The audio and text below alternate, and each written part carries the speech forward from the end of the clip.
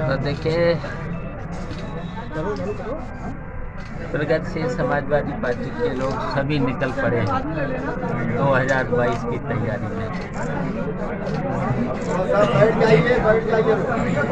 तो पहले तो हम लोगों ने गांव-गांव पांव अभियान चलाया है और अभी चल ही रहा है 2022 की तैयारी। और 2022 के लिए प्रगतिशील समाजवादी पार्टी ने एक नारा दिया है, गैर भाजपावाद। गैर भाजपावाद इसलिए दिया है कि इस समय देश और प्रदेश के हालत ठीक नहीं है। हर व्यक्ति परेशान हो चुका है, इस सरकार से पूरी तरह से दुखी हो चुका है हर व्यक्ति। और जितने भी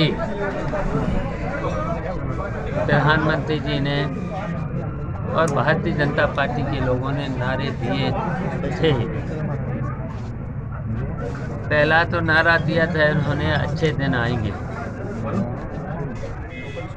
तो 6 साल में 7 साल में कहीं पर भी अच्छे दिन दिख नहीं रहे, किसी को भी अच्छे दिन दिख नहीं रहे। और दूसरा नारा दिया था सबका साथ, सबका विकास, सबका विश्वास। सबका साथ देना चाहिए था। देखिए, पूरे देश के किसान हो चाहे नौजवान हो और चाहे व्यापारी भी हो, कोई का ना दिक्कत है ये समय। अब सभी दुखी हैं, रोजगार पूरा खत्म है, पूरी तरह से विकास का काम कहीं हो नहीं रहा। अर्थव्यवस्था पूरी तरह से,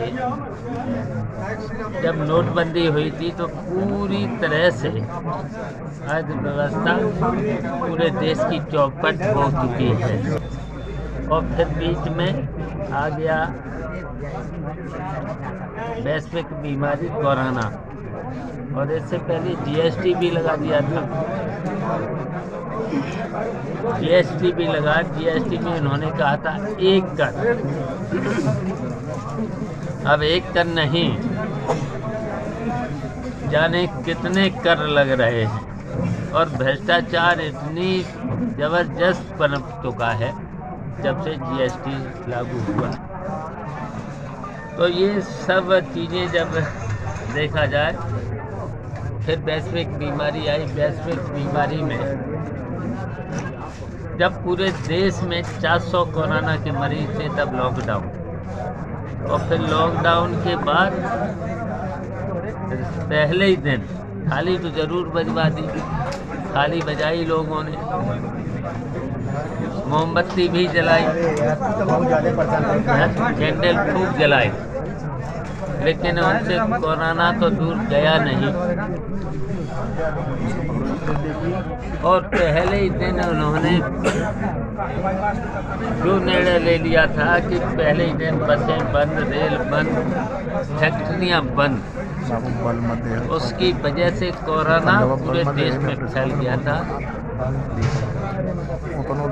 और जबकि इनको इंतजाम करना चाहिए था, मजदूरों को घर पहुंचाने का इंतजाम करना चाहिए था, उनको रोजगार देना चाहिए था।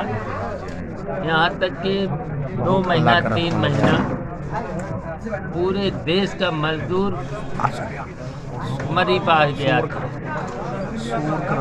63 में भी आ गया था। फिर वो 1500 किलोमीटर पैदल चला, और मैं परिवार के, मैं सामान के, और मैं अपने बच्चों के, महिलाओं के साथ, और कोई सरकार की तरफ से कहीं पर भी व्यवस्था नहीं थी उन्हें उनके स्थान पर पहुंचाने की। बहुत सी घटनाएं भी हुई, हमने तो आंखों से देखा था कि जब पूरा परिवार चल रहा था, महिलाएं चल रही थी, उनके छोटे छोटे बच्चे बच्चे भी बीमारी की हालत में आ गए थे और बहुत सी महिलाएं अपने सीने से लगाए हुए थी।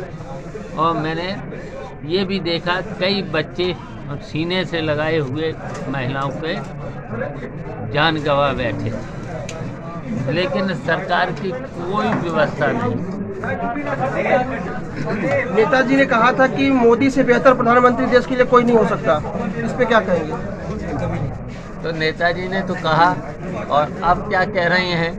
अब टीवी पे जैसे ही फोटो देखती हैं, हमने देखा है, खुद महिलाओं को देखा, लोगों को देखा, नौजवानों को देखा, जैसे ही मोदी जी की फोटो देखते हैं लोग टीवी चैनल बंद कर देते हैं।